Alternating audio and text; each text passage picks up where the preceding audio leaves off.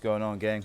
So today, Saturday training, I'm gonna do some hypertrophy work, and has decided to do a marathon in 4 weeks.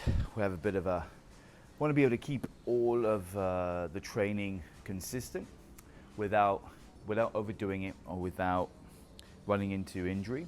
So what we want to do when it comes to the hypertrophy, this is what I like to do anyways, but it's going to be even more important now that we're going to do it, is we're going to do like an intensity-based program. So we're going to be building up to like a heavy set of every exercise and just do one maximal effort set on all of this.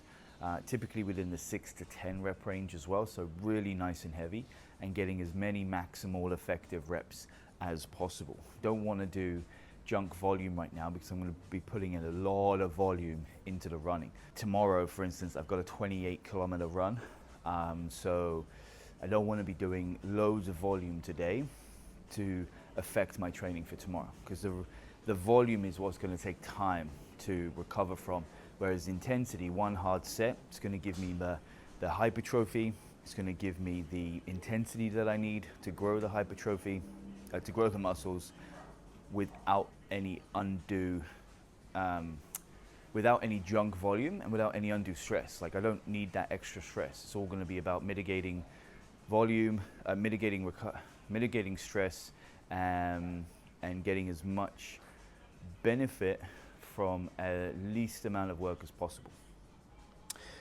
I always like to begin a workout with a little bit of cardio and then some core. So we're going to start off with some heavy core flexion and anti-flexion stuff.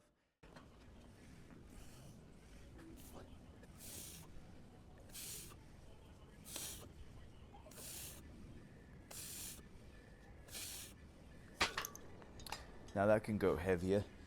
Just need at least one warm-up set on it before I blow my back out or anything. So we want to always make sure we prep a little bit.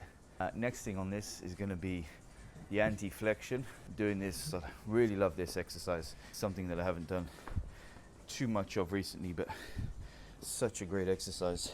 So we're going to do these ab rollouts. What I love about this good position to get into is to make sure your hips are tucked under throughout this, all the way through, and just reaching forward as far as you can. But you really want to be able to activate the core, and to do that we need to squeeze the hamstrings.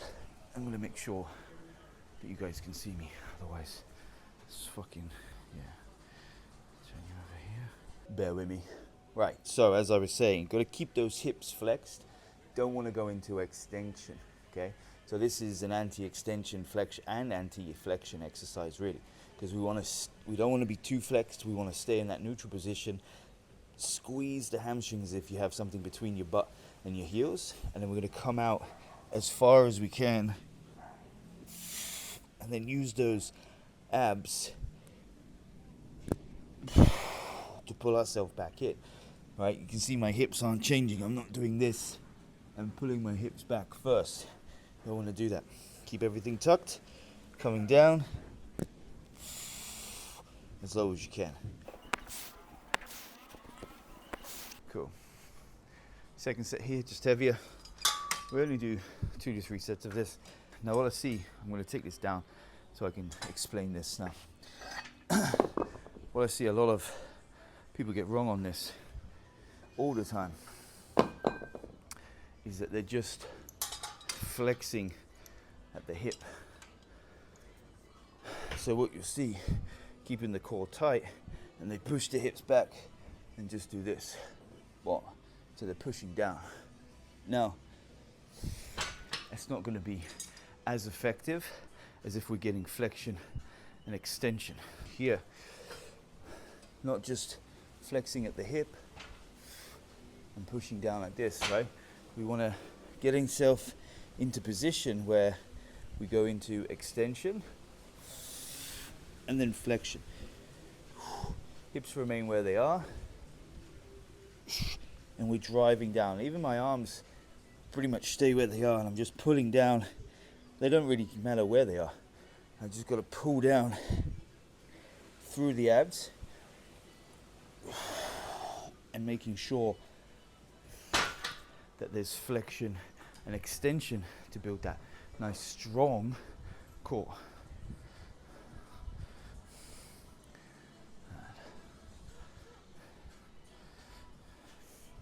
Again, less volume today, so I'm just going to do 2 sets today. And you'll see here now, in this angle, I'm keeping everything in line. Glutes, quads, glutes and hamstrings are tight, core is tight, and I'm reaching forward with my hips and then pulling back. I'm not just reaching with my shoulders, okay? So pushing forward, then I get extension all the way through, okay? And that's what you're looking for. If you can't go all the way, go to where you can till you feel you're going to lose it, and then start to bring it in. Now, doing this correctly, even here, you're going to feel that tension coming through the core. All right. First exercise we're going to do is leg extension. I like to do my legs first on these days. One, they can handle a lot more intensity, I find, than the rest of the body. Shoulders, even arms, to a certain extent, you're going to feel that pump real quick, and the fatigue sets in. You know, you can't maintain either heavy load or volume. So I find that the leg work, glutes, hamstrings, so whether it be leg extensions, RDLs, leg curls, they tend to handle a lot of intensity and a lot of volume very easily.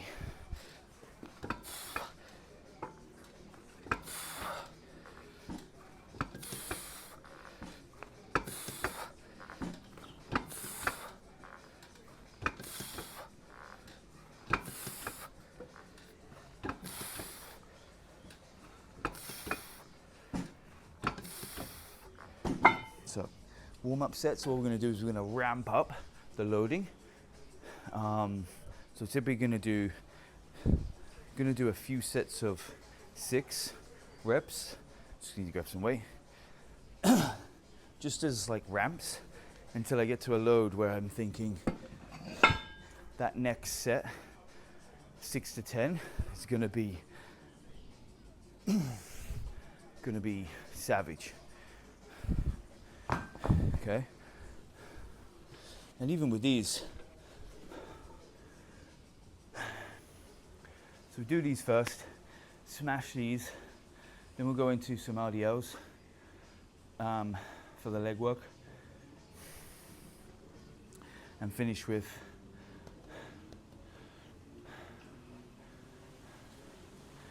some lunges,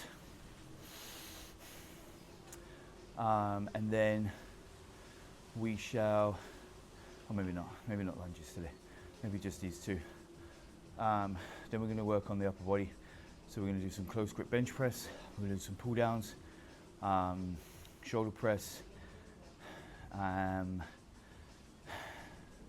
biceps, triceps, and lateral raises. That's it. So it's going to be today.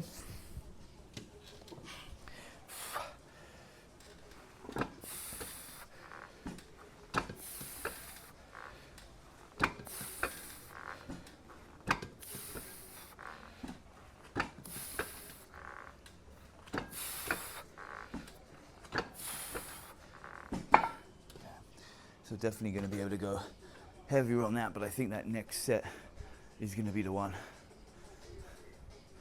I'm going to go up another 5 kilos. So I find this is really good for having in the home gym. It's very versatile for home gyms, but it's very challenging on the loading. Like I've got 10, 20, 30, 40 kilos there and a band, and like in the gym I can do this, do sets of 10 with like 85 kilos. So obviously it comes down to leverage, because when it comes to the cables and stuff, you'll find that when it comes to with having different pulleys, the amount of pulleys that you have tend to change the load as well.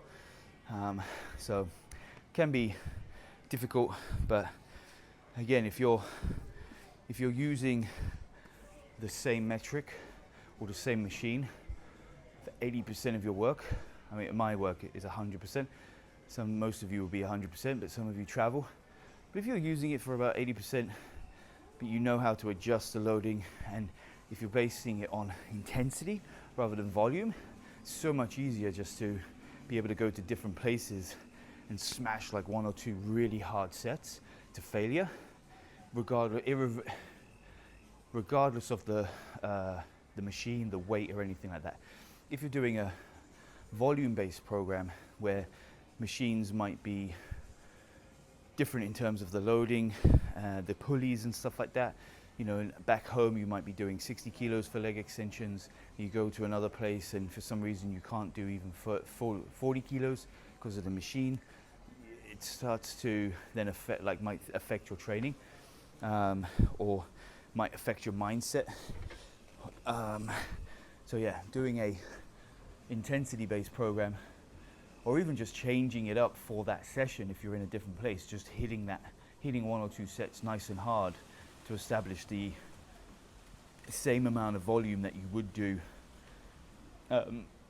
same amount of volume for effective reps for hypertrophy as you would do in your normal volume-based program, just doing it for the intensity-based.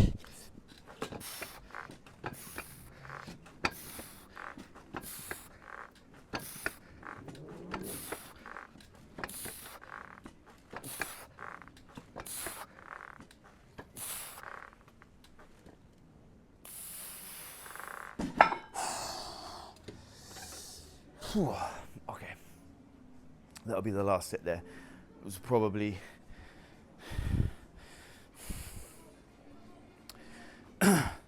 about 2 more reps in the tank on that one for complete failure. But so last week I managed to get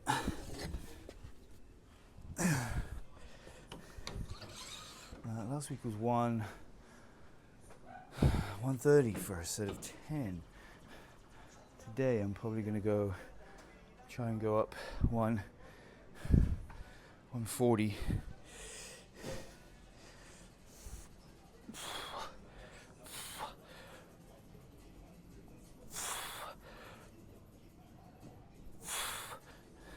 Again, just going through the motions,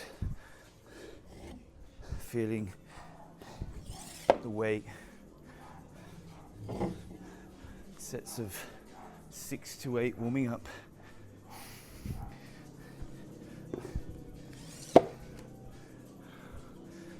Dog keeps barking. Hey, nothing there.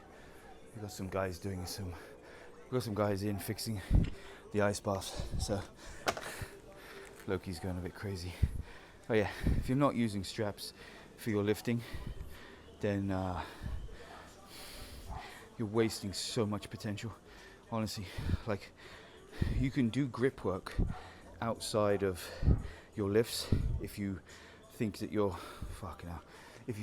grip is lacking, then do grip work, but don't limit your results for other things based on your grip.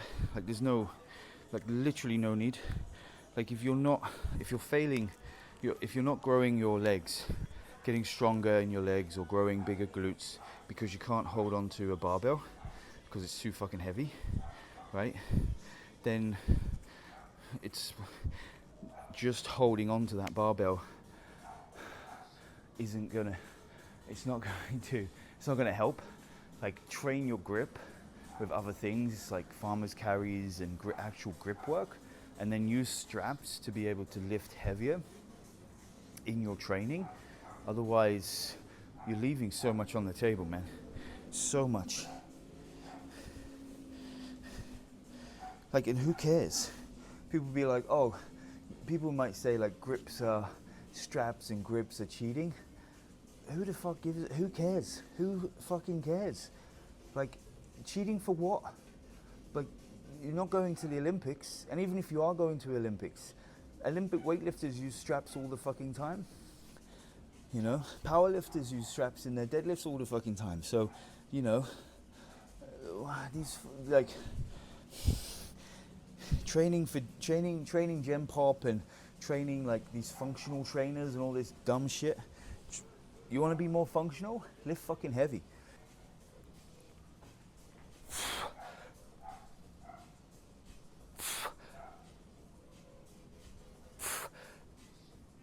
Like, it just does not make any sense to not lift heavy. Like, you want to get stronger, lift heavy. Like, just, you want to, and if your grip is your limiting factor, use fucking straps. Just use them. Like, the only person that should care about your progress is you. Some might argue your coach as well. If your coach cares more about your progress than you, then you're doing something wrong. Sorry, but you are. Right.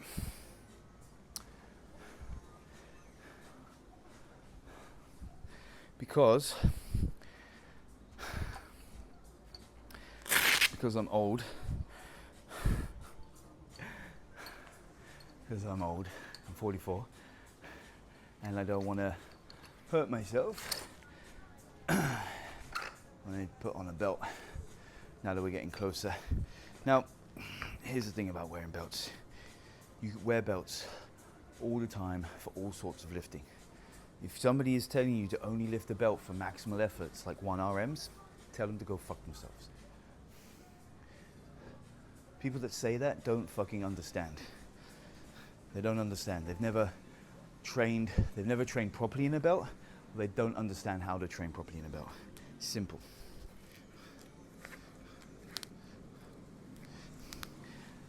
Training in a belt is very different to normal training. You can't just whack on a belt and know what you're doing. Like, there's a very distinct way of breathing and everything in a belt than normal.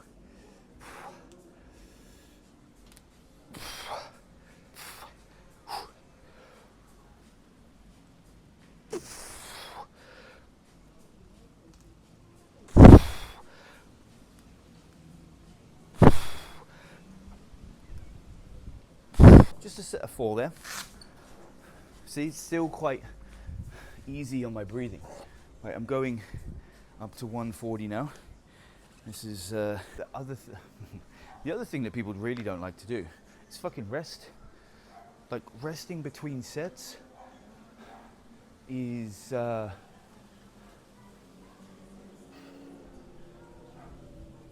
vital. Like, it's so beneficial. Like, I don't understand why people don't do it. Like, I understand why people don't do it, because it, you know, that rest, that out of breath, you know, that buzz, that pump, you know, kind of feels like you're doing like really good hard work. But you know, if you're doing that and you haven't progressed in the gym, or you still look the same, then maybe it's time for a change. Maybe it's time to hit heavy weights, rest 3 to 5 minutes, hit heavy weights, rest 3 to 5 minutes, you know. There's very few distinctions on rest periods when it comes to lifting intensity for hypertrophy and lifting intensity for strength. If you're doing a 5x5 for strength, you're going to rest 3 to 4 minutes between to make maximal performance. And if you're doing intensity-based lifting, you want to be lifting close to failure and then resting 3 to 4 minutes, getting close to failure again. Like, really resting 60 seconds, 90 seconds, not enough. 2 minutes, like minimum 2 minutes, you know, but really ideally you want to just be out there as far as possible. Okay. Max out.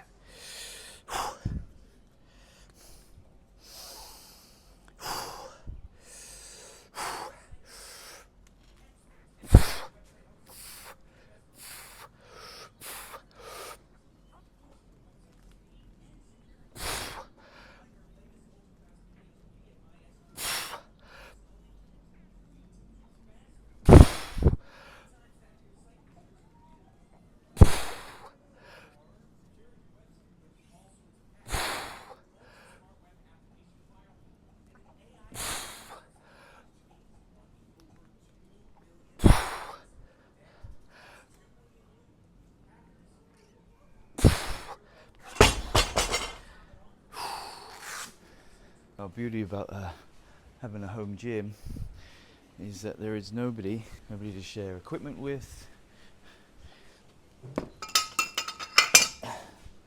nobody to complain.